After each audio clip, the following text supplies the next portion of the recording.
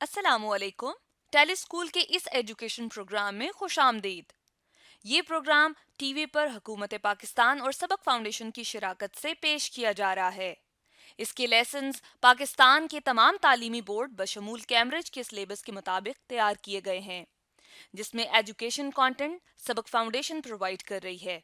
सबक फाउंडेशन की वेबसाइट सबक.pk पर केजी से 12वीं जमात तक वीडियोस और प्रैक्टिस टेस्ट बिल्कुल मुफ्त दस्तयाब हैं। इस वीडियो में हम डिस्कस करेंगे naming and sources of organic compound के बारे में। ये फेडरल, पंजाब और केपीके की क्लास 10 के चैप्टर 11 का टॉपिक है, जबकि सिंध के चैप्टर 17 का टॉपिक है और बलूचिस्तान के चैप्टर 7 का ये टॉपिक है। इस वीडियो में हम सीखेंगे natural sources of organic compounds के बारे में, naming of alkane and synthesis in laboratory को जानने की कोशिश करेंगे। आज के केमिस्ट्री के लेसन और इससे मुंसलिक वीडियोस को घर बैठे देखने के लिए आप सबक.pk की वेबसाइट पर जा सकते हैं। यहाँ पर तमाम बोर्ड्स की 9वीं से 12वीं जमात तक की केमिस्ट्री के सारे टॉपिक्स पर वीडियोस और प्रैक्टिस टेस्ट बिल्कुल मुफ्त मौजूद हैं। इनके ज़रिए आप अपने कंसेप्ट्स को पुख्ता करके इम्तहानात में शानदार नंबर हासिल कर सकते हैं। जी, आज हमारे पास जो टॉपिक है वो है जी सोर्सेज ऑफ ऑर्गेनिक कंपाउंड। सबसे पहले तो हम ये जानेंगे कि ऑर्गेनिक कंपाउंड क्या होते हैं। ऑर्गेनिक कंपाउंड को अगर सिंपली यानी डिफाइन किया जाए तो इनको यूं डिफाइन किया जाता है कि वो तमाम कंपाउंड जिनके अंदर क्या मौजूद होता है जी, कार्बन और हाइड्रोजन मौजूद होता है, इन्हें क्या कहते हैं जी, ऑर्गेनिक कंपाउंड कहते हैं। ठीक है जी। यहाँ पे मैं लिख देता हूं कि ऐसे कंपाउंड जिनके अंदर कार्बन भी मौजूद हो और कॉमा डाल के हाइड्रोजन भी लिख दिया है। ये दो जो एलिमेंट्स हैं, ये जिन कंपाउंड के अंदर मौजूद होते हैं, उन्हें हम क्या कहते हैं जी, ऑर्गेनिक कंपाउंड कहते हैं। अब इसके सोर्सेज की बात हो रही है, मीन के ये कहाँ कहाँ से ऐसे जो कंपाउंड हैं कार्बन और हाइड्रोजन वाले वो आपको मिलते हैं। ठीक है जी। तो इस यहाँ पे स्क्रीन के ऊपर आप देख रहे हैं कि 3 डायग्राम्स हमने शो की हुई हैं। ठीक है जी, 1, 2 एंड 3। ठीक है जी। सबसे पहले हम इसकी क्या करते हैं जी, नंबरिंग करते हैं। ये डायग्राम नंबर 1 है आपके पास, ये डायग्राम नंबर 2 है आपके पास, और ये डायग्राम नंबर 3 है आपके पास। तो अगर मैं कहूं कि डायग्राम नंबर 1 के अंदर क्या है जी, आप देख रहे हैं एनिमल्स हैं। ठीक है जी। ये हाथी आपको नजर आ रहा है, एलिफेंट, शेर आपको नजर आ रहा है। ठीक है जी। जराफा आपको नजर आ रहा है। ठीक है जी। और इसी तरह अगर डायग्राम नंबर 2 की बात करूं तो आपको प्लांट्स नजर आ रहे हैं, डिफरेंट किस्म के ये प्लांट्स आपको नजर आ रहे हैं। कोई फ्लावरिंग प्लांट्स हैं जिनके ऊपर यानी फूल लगे हुए हैं, कोई नॉन फ्लावरिंग प्लांट्स हैं जिनके ऊपर फूल नहीं लगे हुए। ठीक है जी। तो इसका मतलब ये हुआ कि ये जो दो हमारे पास डायग्राम मौजूद हैं, इनके अंदर क्या है जी, ये बेसिक सोर्सेज हैं। अब सवाल ये पैदा होता है कि ये जो चीजें हमें नजर आ रही हैं, ठीक है जी, और थर्ड वन के हवाले से भी हम बात करेंगे, ये जो माइक्रो ऑर्गेनिज्म हमने लिखा है। अब सवाल ये पैदा होता है कि ये जो एलिफेंट है इसके अंदर कार्बन कहाँ पे है, हाइड्रोजन कहाँ पे है। तो दर हकीकत होता ये है कि जब हम एनिमल का एक कोई हम कहते हैं गोश्त का इसका टुकड़ा ले लेते हैं या कोई बॉडी लेते हैं और उसको हम मालिक्यूलर लेवल के ऊपर स्टडी करते हैं, ठीक है, तो हमें पता चलता है कि ये जो एनिमल हमारे पास मौजूद है इसके अंदर बहुत सारी चीजें मौजूद होती हैं। लेट्स सपोज देखते हैं जी कौन कौन से जो एनिमल्स होते हैं उनके अंदर कौन कौन से कंपाउंड पाए जाते हैं। ठीक है जी। कौन कौन सी चीजें पाई जाती हैं। फैट्स नंबर 1, जिसको चर्बी कहते हैं आप। ठीक है जी। नंबर 2 पे ठीक है जी, प्रोटीन। अब प्रोटीन, ठीक है जी, ये भी कहाँ पे है, एनिमल्स के अंदर पाई जाती है। ठीक है जी। ये हम माइक्रो लेवल पे क्या करते हैं जी, इसको स्टडी करते हैं, सॉरी मॉलिक्यूलर लेवल के ऊपर तो हमें पता चलता है कि फैट्स भी है, प्रोटीन भी है। इसके अलावा विटामिन। ठीक है जी। ये जो विटामिन आप डिफरेंट किस्म के विटामिन जो होते हैं, एक जैसे कि विटामिन डी कहते हैं कि सूरज की रोशनी से हमें मिलता है। ठीक है जी। ये विटामिन, और इसी तरह से हार्मोन्स, ठीक है जी, जो कि एनिमल्स के अंदर पाए जाते हैं और जिनका फंक्शन क्या होता है जी, इनका बेसिक जो फंक्शन होता है ये आपके जो रिप्रोडक्टिव ऑर्गन हैं उनके क्या करते हैं जी, उनके अंदर ये काम करते हैं। ठीक है जी। अब इन सब का जब मैं कहता हूं कि ये जो हमारे पास फैट्स हैं, प्रोटीन है या विटामिन हैं या हार्मोन्स हैं, इन जब सब इनका स्ट्रक्चर मैं देखता हूं किसके अंदर, यानी माइक्रोस्कोपिक लेवल के ऊपर, तो मुझे पता चलता है कि इन सब के अंदर कार्बन भी मौजूद है, ठीक है जी, और इन सब के अंदर क्या मौजूद है जी, हाइड्रोजन मौजूद है। तो इसका मतलब क्या हुआ कि ये सारे के सारे जो कंपाउंड हैं ये कार्बन और हाइड्रोजन कंटेनिंग कंपाउंड हैं। लिहाजा यहां से हम फाइंड आउट कर सकते हैं कि ये जो एनिमल्स हैं ये क्या हैं जी, सोर्सेज ऑफ ऑर्गेनिक कंपाउंड है। ठीक है जी, एक बात क्लियर होगी। डायग्राम नंबर 2 की तरफ जाते हैं जी। ये हमारे पास डायग्राम नंबर 2 मौजूद है और इसके अंदर जो चीज हमें गिवन है वो प्लांट्स गिवन है। अब डिफरेंट किस्म के प्लांट्स हैं। प्लांट्स के अंदर भी जब हम स्टडी करते हैं इसको, यानी माइक्रो लेवल पे जब इसकी स्टडी करते हैं, ठीक है जी, तो हमें इसके डिफरेंट प्रोडक्ट्स नजर आते हैं। मिसाल के तौर पर प्लांट्स के जरिए से हमें क्या मिलती है, शुगर मिलती है, और इसके अलावा हमें क्या मिलता है जनाब, स्टार्च मिलता है। ठीक है जी, STARCH, स्टार्च मिलता है आपके पास। और प्लांट का एक इंपॉर्टेंट किस्म का प्रोडक्ट होता है जिसको आप क्या कहते हो जी, फोटोसिंथेसिस के जरिए से जो प्रोडक्ट तैयार होता है जिसको आप कहते हो ग्लूकोज। ठीक है जी। अब फोटोसिंथेसिस क्या है कि वो प्रोसेस है जिसके जरिए से प्लांट अपनी खुराक क्या करते हैं जी, प्रिपेयर करते हैं। इसके अलावा एक और चीज हमारे पास यहाँ पे मौजूद है और वो यानी सेलुलोज है। ठीक है जी, CELLULOSE। ठीक है जी, ये सेलुलोज है जिससे प्लांट की क्या बनती है जी, सेलवाल बनी होती है। ठीक है जी। अब यानी इन सब को भी जब हमने स्टडी किया, इनके स्ट्रक्चर को जब हमने स्टडी किया, ठीक है जी, तो इसके अंदर क्या मौजूद पाया गया जी, कार्बन भी इसके अंदर मौजूद था और हाइड्रोजन भी इसके अंदर मौजूद था। तो इसका मतलब है कि ये भी सारे के सारे क्या हुए जी, कार्बन और हाइड्रोजन कंटेनिंग कंपाउंड्स हैं। ठीक है जी, या मॉलिक्यूल भी इन्हें कहते हैं, या फिर हम क्या कह सकते हैं, सब्सटेंसेज हैं। ठीक है जी। अब ये वाली जो चीज है ये प्लांट्स भी, इसका मतलब हुआ कि ये क्या हुए जी, ऑर्गेनिक कंपाउंड का सोर्स हो गए। ठीक है जी। तीसरी चीज जो हमारे पास आती है, जब ये प्लांट्स मर जाते हैं, जब ये एनिमल्स मर जाते हैं, तो ये देख रहे हैं आप डिफरेंट किस्म के माइक्रो ऑर्गेनिज्म इनके ऊपर क्या करते हैं जी, असर करते हैं। और उसके नतीजे में भी ये भी क्या देते हैं, हमें कुछ प्रोडक्ट देते हैं। देखते हैं जी वो कौन से प्रोडक्ट हैं जो हमें देते हैं। नंबर 1, एक हमें NATURAL, natural gas. Natural gas कैसे बनती है, जब प्लांट और एनिमल्स मरते हैं तो उसके नतीजे में क्या होता है जी, डिफरेंट किस्म के हमारे पास प्रोडक्ट बनते हैं और उनमें से एक नेचुरल गैस भी बनती है जो कि घरों में हम क्या करते हैं जी, इस्तेमाल करते हैं। यानी यहाँ पे अगर मैं कहूं कि प्लांट मर गए, ठीक है जी, या एनिमल्स मर गए, तो उनके ऊपर ये माइक्रो ऑर्गेनिज्म, छोटे छोटे ऑर्गेनिज्म, यानी जिनको हम अपनी आंख से नहीं देख सकते, ये इलेक्ट्रॉन माइक्रोस्कोप के जरिए से हमने इसका एक इमेज लिया हुआ है और ये छोटे छोटे आपको नजर आ रही है माइक्रो ऑर्गेनिज्म है। ठीक है जी।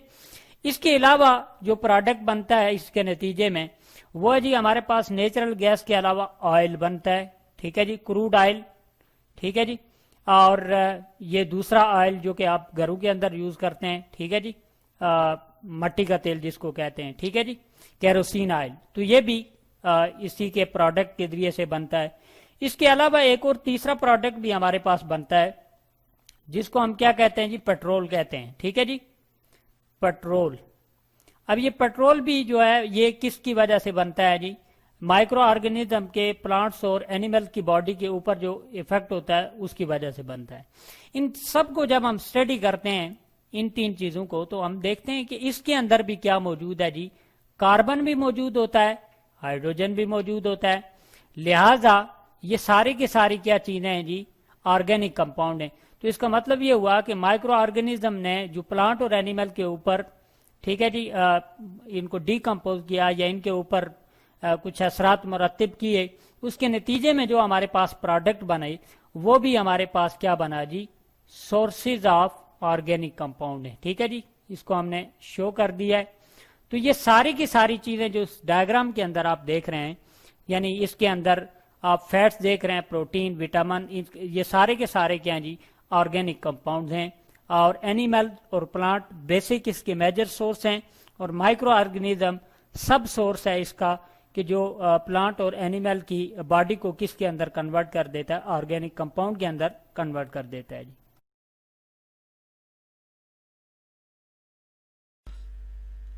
स्टूडेंट्स, आज हम डिस्कस करेंगे नॉमेनक्लेचर ऑफ, हम इसकी नेमिंग किस तरह से करते हैं। हम जो है आईयूपैक रूल्स के तहत, international union of pure and applied chemistry की तरफ से जो रूल्स हैं, जो रिकमेंडेड रूल्स हैं, उनके तहत जो है वो हम नेमिंग करते हैं।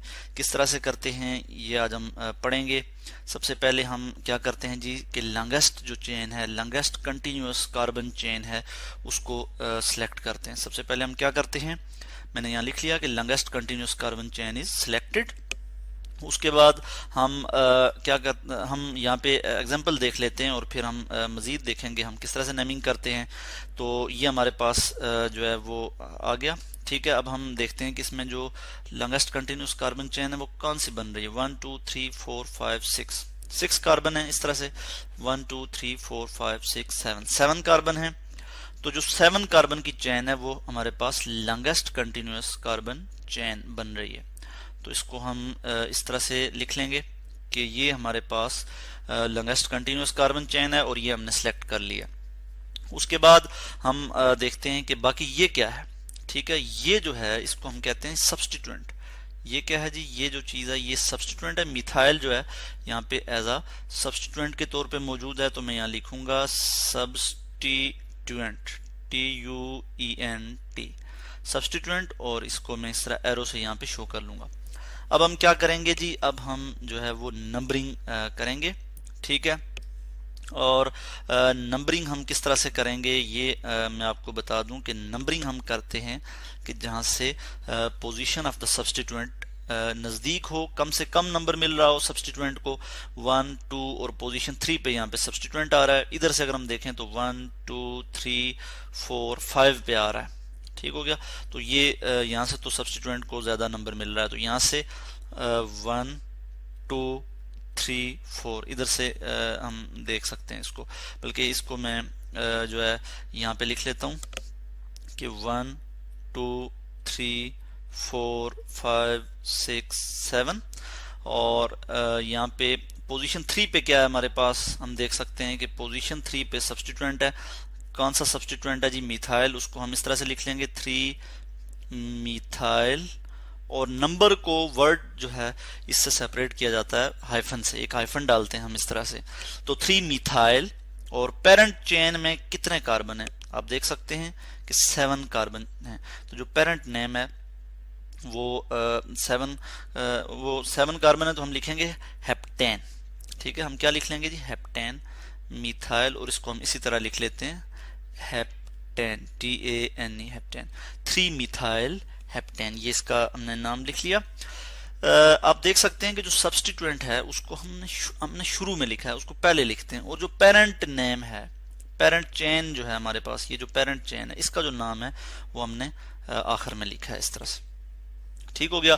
अब हम मजीद कुछ एग्जाम्पल देखेंगे और उसमें हम देखेंगे कि अगर 2 या 2 से ज्यादा सब्स्टिट्यूएंट मौजूद हों, ठीक हो गया, 2 या 2 से ज्यादा सब्स्टिट्यूएंट मौजूद हों तो हम उनको किस तरह से उनकी नेमिंग करते हैं। तो मैंने ये लिख लिया, और मैं यहाँ पे एग्जांपल भी लिख लेता हूँ कि ये हमारे पास एक एग्जांपल आ जाती है कि 2 या 2 से ज्यादा सब्स्टिट्यूएंट मौजूद हैं। मैं यहाँ लिख लूंगा 2 or more सब्स्टिट्यूएंट प्रेजेंट। तो इनको हम किस तरह से नाम देते हैं, तो बिल्कुल उसी तरह से कि हम longest continuous carbon chain select करते हैं। 1 2 3 4 5 6, इस तरह से 6 कार्बन की चेन बन रही है।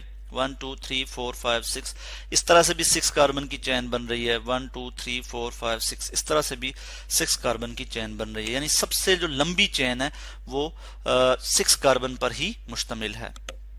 तो हम इसको सिलेक्ट कर लेते हैं। यहाँ पे हम ऐसा कर लेते हैं कि इस तरह से, मैं आपको समझाने के लिए इस तरह से ये सिलेक्ट कर लेता हूँ। और अब हम देखते हैं कि बाकी जो चीज़ें ये क्या हैं। ये जो है ये सब्स्टिट्यूएंट है, ये सब क्या है, ये सब्स्टिट्यूएंट है, और 2 सब्स्टिट्यूएंट हैं। एक ये वाला जो है ये मिथाइल है, और ये जो है ये इथाइल है। अब हम नंबरिंग करते हैं, ठीक है। और नंबरिंग किस तरह से करते हैं कि जहां से सब्स्टिट्यूएंट को कम से कम नंबर मिले। अगर मैं यहां से नंबरिंग करूं 1 2 3 4 5। इस तरह से क्या होगा कि पोजीशन 3 और 5 पे जो है सब्स्टिट्यूएंट मौजूद है जी। अगर मैं नंबरिंग जो है कहां से करूं जी, यहां से नंबरिंग करूं 1 2 3 4 5 6। यहाँ पे 1 के बाद पोजीशन 2 पे जो है वो सब्स्टिट्यूएंट आ रहा है और फिर 3 और 4, यानी पोजीशन 2 और फिर 4 पे सब्स्टिट्यूएंट आ रहे हैं, और यानी यहाँ से सब्स्टिट्यूएंट ज्यादा नजदीक है। ठीक है, तो इस तरफ से हमने नेमिंग की है। इस चीज को हम प्रेफर करेंगे, नंबरिंग हम नेमिंग नहीं, नंबरिंग हमने की है, तो हम नंबरिंग यहाँ से हम करेंगे। और अब हम पोजीशन को मेंशन करेंगे कि पोजीशन 2 पे क्या है। 2 पे है जी हमारे पास मिथाइल है, METHYL मिथाइल।